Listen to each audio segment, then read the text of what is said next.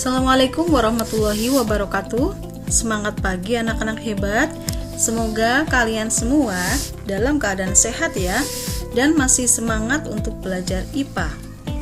Pada hari ini kita akan membahas tentang soal-soal latihan ujian sekolah, materi SMP kelas 9 bagian yang pertama.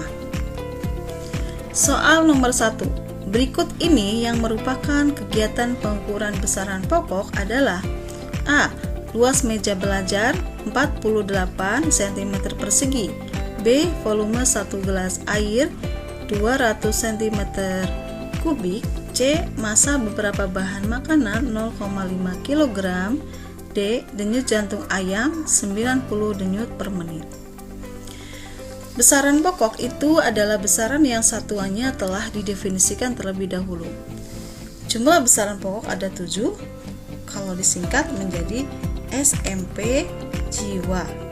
SMP jiwa ini adalah singkatan dari S-nya suhu, M-nya massa, P-nya panjang, J-nya jumlah zat, I-nya intensitas cahaya, W-nya waktu, dan A-nya adalah kuat arus listrik. Sehingga di sini yang A ini luas, berarti ini bukan ya, volume juga bukan. Nah, ini C jawabannya. Massa beberapa bahan makanan 0,5 kg. Soal yang kedua. Suhu air 20 derajat Celcius dengan massa 10 kg dipanaskan sehingga suhunya menjadi 40 derajat Celcius. Apabila diketahui kalau jenis air 1 kilokalori per kilogram derajat Celcius, maka kalori yang diperlukan sebesar. Nah, dari soal kita tulis dulu yang diketahui di sini adalah massanya 10, C itu kalau jenisnya 1 kilokalori per kilogram derajat Celcius, delta T 20. 20 itu didapat dari suhu akhir dikurangi suhu awal. Di sini suhu akhirnya 40 dikurangi 20, jadi 20 derajat Celcius. Yang ditanyakan Q adalah kalori yang diperlukan. Rumusnya adalah Q sama dengan M kali C kali delta T, atau kalau disingkat Q sama dengan macet. Q kita masukkan harganya 10 kali 1 kali 20 sama dengan 200 kilokalori. Soal nomor 3. Buah pepaya bermassa 0,5 kg tergantung pada tangkainya yang berada pada ketinggian 2 meter dari atas tanah. Jika percepatan gravitasi bumi adalah 10 meter per sekon kuadrat, tentukan besar energi potensial yang dimiliki oleh buah pepaya tadi. Ketahui dalam soal M-nya adalah 0,5 kg, kemudian ketinggiannya adalah 2 meter, dan G-nya percepatan gravitasinya adalah 10. Yang ditanyakan EP. EP adalah energi potensial. Kita menggunakan rumus EP sama dengan M kali G kali H. Kita masukkan harganya 0,5 kali 10 kali 2, terus sama dengan 10 Joule. Jadi jawabannya B. Soal nomor 4. Perhatikan gambar di samping. Pasang minimum dan pasang maksimum air laut terjadi ketika bulan berturut-turut pada titik. Nah, pembahasannya bahwa pasang minimum air laut itu terjadi ketika kedudukan matahari, bumi, bulan itu tegak lurus atau membentuk sudut 90. Berarti pasang minimum itu ketika kedudukan 4 dan 2. Sedangkan pasang maksimum kebalikannya, yaitu ketika kedudukannya segaris, itu 1 dan 3. Dengan demikian jawaban yang tepat adalah C. Soal nomor 5. Perhatikan gambar berikut. Seekor ikan sedang berenang di wadah yang berisi air. Nah, ditanyakan adalah besar tekanan hidrostatis tepat di mulut ikan. Kita tulis dulu, diketahui hanya ketinggian atau kedalaman ikan berenang itu tidak diukur 60 atau 140, tetapi selisih antara 140 dikurangi 60 sama dengan 80 cm. Kita ubah satuannya ke dalam meter dibagi 100. G-nya 10, Rho-nya 1000 kg per meter kubik. Yang ditanyakan adalah tekanan hidrostatis atau pH. Kita gunakan rumus ini. PH sama dengan Rho kali G kali H. 1000 kali 10 kali 80 per 100. Nah, ini kita coret angka-angka yang sama ya. Tinggal 8 kali 1000, yaitu 8000. Soal nomor 6. Tabel berikut memuat jarak dan waktu tempuh gerak suatu benda. Seorang siswa melakukan percobaan gerak dua benda sebanyak 3 kali seperti pada tabel. Jenis gerak yang terjadi pada benda 1 dan benda 2 adalah. Nah, untuk mengerjakan soal seperti ini kita harus ingat konsep tentang kecepatan dan jenis gerak benda ya. Bahwa kecepatan itu dicari dengan membagi antara jarak dibagi waktu. Jadi kita hitung dulu kecepatan masing-masing benda. Kita perhatikan tabel ini.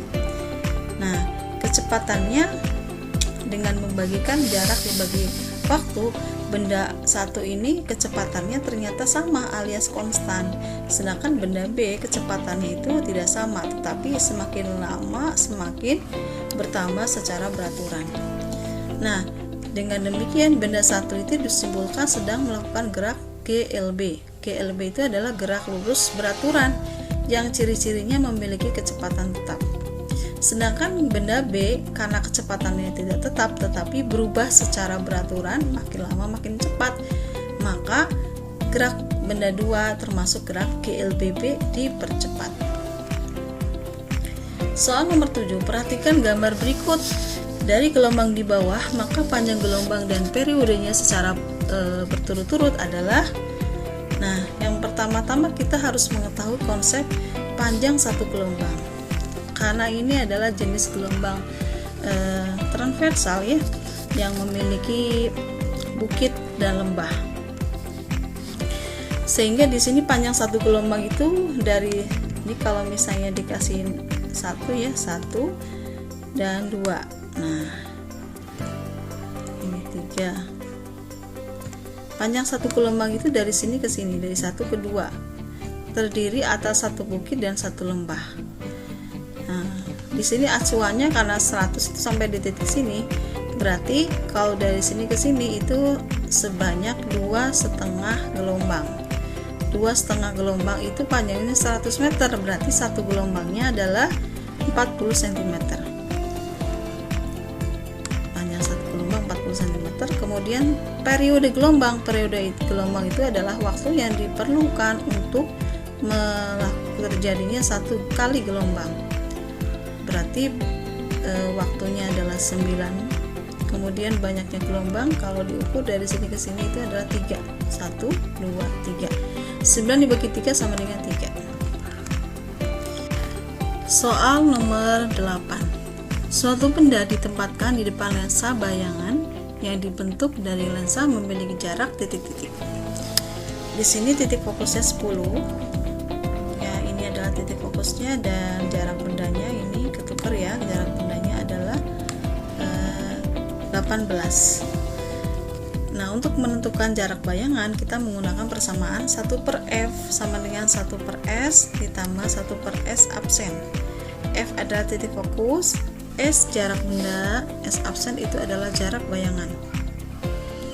Dari persamaan ini kalau ingin mengetahui berapa jumlah jarak bayangannya, berarti 1/s absen itu sama dengan 1/f dikurangi 1/s sama dengan 1/10 dikurangi 1/30. Kita samakan penyebutnya jadi 30. 30 dibagi 10 3, 30 dibagi 31. 3 dikurangi 1 sama dengan 2, 2/30. Maka S absen itu sama dengan dibalik 30 dibagi 2 sama dengan 15. Maka jarak bayangan yang dibentuk adalah 15 cm. Soal nomor 9. Pada penderita cacat mata miopi, jalannya sinar ditunjukkan oleh gambar. Ini pilihannya. Nah, untuk mata normal ini bayangan akan jatuh tepat pada bagian mata yang namanya retina. Ini retinanya. Tapi kalau memiliki cacat mata seperti rabun jauh atau miopi, itu bayangannya akan jatuh di depan retina seperti gambar ini.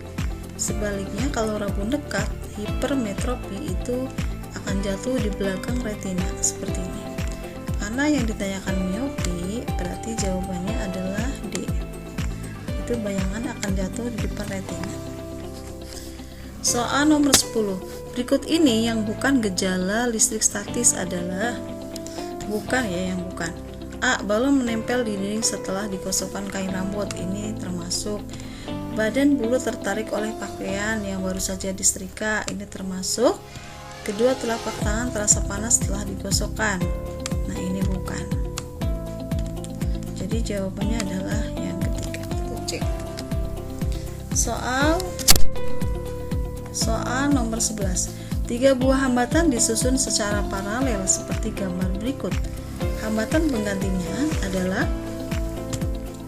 nah, untuk mencari hambatan pengganti paralel kita menggunakan rumus ini ya. 1/RP ya, ini 1/RP sama dengan 1/R1 ditambah 1/R2 ditambah 1/R3, sehingga masukkan setengah ditambah 1/3 ditambah 1/6 sama dengan, kita samakan penyebutnya 6 dibagi 2 3, 6 dibagi 3 2, 6 dibagi 6 1, 3 tambah 2 tambah 1 6. Dengan demikian RP nya atau hambatan pengganti dari rangkaian paralel itu adalah 6 dibagi 6. 6 dibagi 6 sama dengan 1. Soal nomor 12. Berikut ini yang bukan hewan-hewan yang bisa menghasilkan listrik adalah A. Ikan belalai gajah. Ikan belalai gajah berarti dia bisa menghasilkan listrik. Hiu kepala martil juga bisa. Ikan paus, nah ikan paus ini tidak bisa menghasilkan listrik. Dan echidna ini bisa menghasilkan listrik. Nomor 13, perhatikan gambar berikut. Ini adalah rangkaian seri ya. Tentukan besar kuat arus yang mengalir pada rangkaian tersebut. Kita gunakan hukum Ohm. Tapi sebelumnya kita tentukan dulu hambatan pengganti rangkaian seri dengan cara menambahkan, menjumlahkan. 2 tambah 3 tambah 4 sama dengan 9 ohm. Dan tegangannya 9 volt. Maka kalau yang ditanyakan kuat arus, kita menggunakan persamaan ini. I sama dengan V dibagi R, 9 dibagi 9 sama dengan 1. Jawaban yang pertama. Nomor 14. Berapa hewan berikut ini yang dapat memanfaatkan medan magnet bumi sebagai alat navigasi dalam bermigrasi kecuali lobster duri, ini bisa ya, ikan salmon juga bisa, kemudian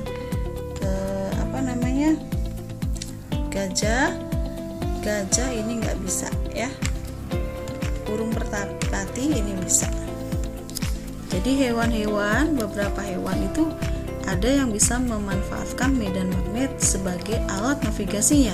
Contohnya lobster duri, ikan salmon, dan burung merpati. Soal nomor 15. Perhatikan gambar pembuatan magnet berikut. KL ini adalah batang besi yang akan dibuat sebagai magnet. Teknik pembuatan magnet seperti ini adalah namanya dengan menggosok. Nah, kutub-kutub magnet yang dihasilkan, kita prinsipnya bahwa ujung terakhir gosokan ini akan menjadi kutub yang berlawanan dengan magnet yang digosoknya. Di sini magnet yang digosoknya adalah U dan ujung terakhirnya adalah K. Ini berlawanan, berarti K-nya adalah selatan, sedangkan L-nya pasti menjadi kutub utara. Nomor 16, perhatikan langkah-langkah berikut. 1. Menambah jumlah lilitan.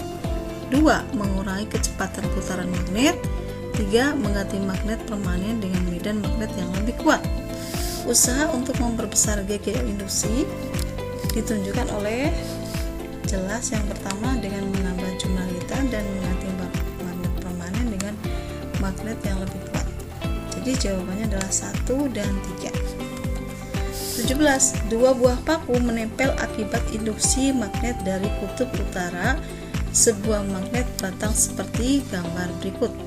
Posisi pengkutuban yang benar pada paku ditunjukkan oleh diagram nomor.